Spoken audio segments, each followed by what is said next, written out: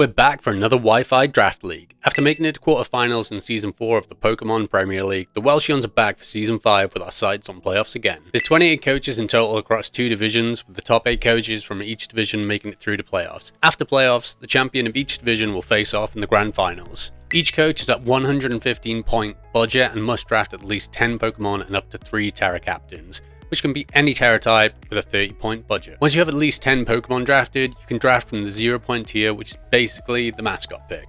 So I bet you can guess what ours was. This is going to be more of a recap style than full-blown analysis, so let me introduce you to the team. We're in the Scarlet Division and got the 7th pick overall. Middle is not the best place to be, but we tried to make it work. So to start off our draft, I wanted Roaring Moon, but Nexus took it literally the pick before. So we got Ryushiki the Garchomp instead.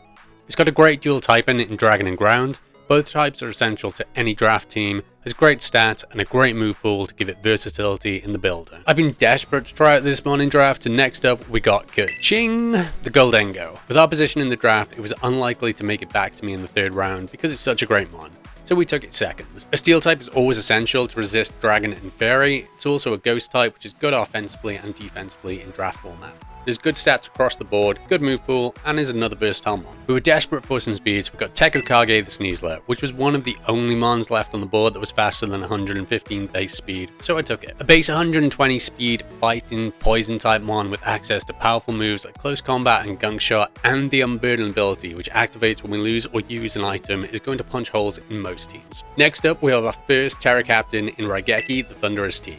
There's great coverage options and a good dual typing with electric and flying, but has poor flying type coverage, which we can fix with Terra Blast flying. I tried using this as a Terra Cap in another league, but it was locked into only 3 Terra types, so I'm hoping it can do more in the open Terra format. Next up is a utility monster that will always get solid value. Hannibal the Yuxi. It's a defensive psychic type with a ground immunity because of its levitate ability and has access to a variety of support moves like Thunder Wave, has hazards in Stealth Rock, and can pivot with U-turn. No draft is complete without a bulky water type, and we also needed some hazard removal. So we killed 2 birds with 1 stone and got twin cannons, the Blastoise. There's some good coverage with Ice Beam and Earthquake, and there's another pivot mon with Flip Turn. To round out our Fairy Dragon Steel Core, we have not Sylveon, the Grimmsnarl. Dark Fairy is a great typing, giving it both a Dragon and Psychic immunity, and making it neutral to fighting and bug types. Prankster ability allows it to be a nuisance by setting up screens and gives it priority pivot with Parting Shot. Next up is our 2nd Terra Captain, and his namesake being a true legend of the Pokemon scene.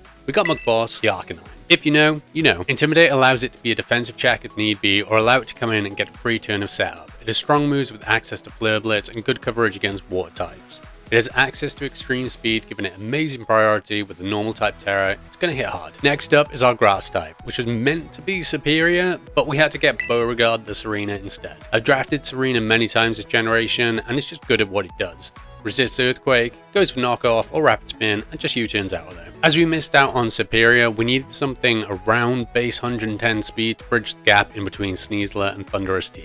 So we picked up our final Terra Captain, Jugsy Malone, the Iron Jugulus. Dark flying with a good special attack and speed stat with its coverage and the potential to run booster energy is absolutely fantastic. I haven't been a believer in this mon when seeing it used by others, but I'm hoping a season with it will change my mind. Next up, purely for giving Sneasler access to terrain to proc that unburden easily, we have Aunt Petunia the Indeedee. It also gets access to Healing Wish, so that's also a massive plus. Last, but by no means least, we have the most important bench warmer there ever was. We have the mascot pick, Eevee, the most integral part of our run to playoffs last season, hoping to make another trip there and solidify its legacy as the greatest team mascot. So that's the team. We got sniped quite a few times, but we've ended up with quite a few mons that we haven't used before, which I'm quite excited by. Our speed tiers are a little bit janky, but there you go. Let me know what you think for the team down below. As there's so many coaches, uploads for this season will be from Friday to Sunday every weekend to give you the opportunity to watch all of your favorite coaches.